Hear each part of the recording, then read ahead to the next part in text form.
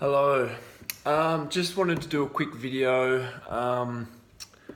to explain some simple things you can do for a common issue, things that you can do at home. So the issue, or not the issue, but the situation is people, well, it's a very common thing now that people have, let's say, rounded shoulders and very tight, stiff upper neck, potentially getting headaches, sore neck, sore shoulders, struggling to get a barbell on their back if they're doing back squats or something like that. And just wanted to go over a couple of things mobility wise that are really simple and easy and you can do at home. So first things first, like with, I suppose with having this stiff, sore, tight neck, tight pecs, really tender in here, I suppose it's a common thing for not only you guys, but for a lot of people these days, where just the way society is. So we're always, for example, on our smartphones, on our computers and in desks, sitting down, chalked up on our bed with heaps of pillows behind our back, hunched forward, watching movies or whatever it is. So I suppose just our habits that we have these days don't really support having a healthy neck or upper back or support opening up our chest and shoulders how ideally we'd like to have them. So first things first is, first area you need to work on would be your thoracic spine. So like your upper back, your spine. And I'm sure I've talked to everyone about how to use a foam roller. And I'm sure most people I've said do this before your session just to open up your back and to, I guess, form a good habit of opening up your back just to maintain thoracic mobility. But so basically first one would be thoracic mobility, like work on your thoracic mobility. And I think I've explained to everyone, link your fingers together, behind your neck, pull your elbows together, and obviously you'd be lying on a foam roller on the floor, really deep breathing, and just with every breath out, just relaxing back over the foam roller. Deep breath in, breathe out, relax over the foam roller. And just letting gravity and your breathing open up your thoracic spine. I'd spend 2 to 3 minutes on there, just going at different points on your spine. When it feels like it's not really going to move any further, have a couple of extra breaths on top of that, and then maybe move to the next point. But pretty much you're going to spend your time from around the base of your shoulder blade all the way through to the top of your shoulder blade, and that'll be the main stiff area you want to work on. Next area would be shoulder blade positioning. So probably the two main muscles that you can work on at home pretty easily that are gonna cause your shoulder blade to actually round over or like collapse in on itself almost, which could cause a lot of issues in terms of like bursitis, bicep tendonitis, shoulder impingement, all this sort of stuff. So basically you want to open that up. So pec minor would be the first one that you want to work on, and basically the other one would be levator scap, which is so pec minor basically joins on here on your coracoid process and then comes down and joins on, I think, 5th, 6th, 7th rib, something like that. I'll show you a stretch for that in a second. The other one is levator scap, which basically attaches on the inner upper edge of your shoulder blade and then comes up into basically, I don't know, C2, 3, 4, something like that. Basically in your neck, and I'm sure we've probably all done a few stretches on these ones. So first would be stretches. So the first stretch you could at home do would just be you could do it on a wall, and basically you're going to come into the wall. You want your elbow slightly above your shoulder blade pulled back and down, and then you're just going to rotate and open up through your shoulder, through your chest. Hopefully you can see.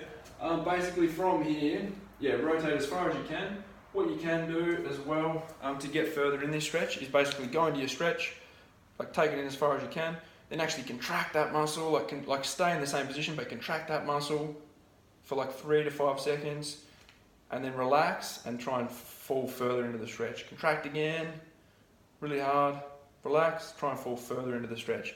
And basically what that does is just resets the relationship between actin and myosin filaments in your muscle, and allows it to open up further, essentially. So do that contract, relax sort of method and just try and open up and just get further and further into that stretch. The other one so that would be pec minor, and then the other one would be levator scap. And basically for that one, you can just pull your shoulder blade back and down and push your fingertips towards the ground to lock your shoulder blade in.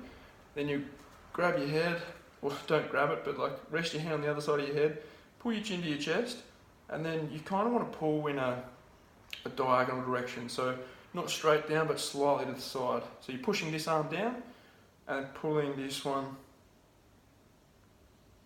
slightly diagonally. And basically with that one, just breathe, hold it. I'd hold it for at least a minute aside. Go for all these stretches, do it, probably go 2 to 3 rounds on each muscle on each side to really get a decent benefit. But basically with that one, just breathe, hang out there and just breathe and just keep stretching it and just let it open up slowly. The other thing you could do is get a trigger ball and basically up against the wall, dig into pec minor, so you'll feel tender in this area. Basically dig in from here all the way down here. You can, while you're digging in, open up through your chest, open up through your shoulder. So basically it look like this. So that is already really tender, and then basically from there, open up, like roll through that muscle. And pretty much just any tender, tight areas, spend a bit of time there, push the blood in and out of the muscle and just try and loosen it up and almost mash it up. Like if it's painful, it's probably more than likely doing good, or in terms of mobility anyway. And the way you get levator scap would be you'd put the ball on the upper edge of your shoulder blade, go against the wall, and then basically just hang or spend time around that upper inner edge of your shoulder blade. If you find tender points, spend time on them, like run the ball over them. It's not going to feel nice, it's going to feel horrible, it's going to be painful, but afterwards it'll feel a lot better and you'll notice how much your neck frees up. So first part would be spend the time on that upper edge of your upper inner shoulder blade, and then the next part you want to do is spend some time on the side of your neck as well. So put that one against the wall, put it up against the edge or the outer edge of your neck, and basically you're just going to roll up and down on that area. Same thing on the tender points, spend a bit of extra time and just mash it up, try and get it free and moving. And then I suppose the last thing is, so if you've done all these exercises, you've improved your thoracic mobility, you've done some PNF stretching and open up your chest, stretch your neck, and then even got the trigger ball into your pec minor and into your neck as well.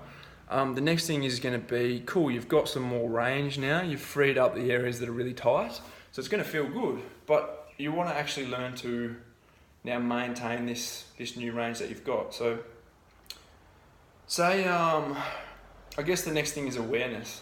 So pretty much if you've got more thoracic mobility, you don't want to sit in this rounded over position, you want to open up your chest and shoulders and use the new range that you've got.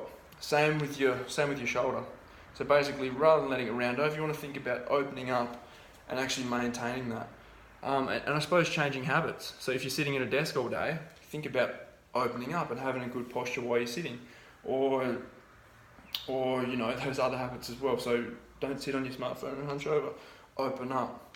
A simple one could be, rather than lying on your back and watching a movie with a heap of pillows chalked up behind you, lie on your stomach in this position to try and like reverse the posture and watch a movie frontways. It's probably not going to be as comfy, but better for your posture. So I'll leave it there. That's long enough, but hopefully you get some value out of that. And that'd be a simple little routine that you could do at home, 2-3 times a week, and then maybe once a week, and then maybe once a fortnight as you get into it, just to maintain that mobility and reduce any neck pain. Sorry, Spadford. Reduce any neck pain and headaches and all that sort of stuff. Get more mobility so you can start doing squats with a bar on your back if you're at that point, etc., etc. Thanks for your time. Hope you enjoy. Have a great day. Bye.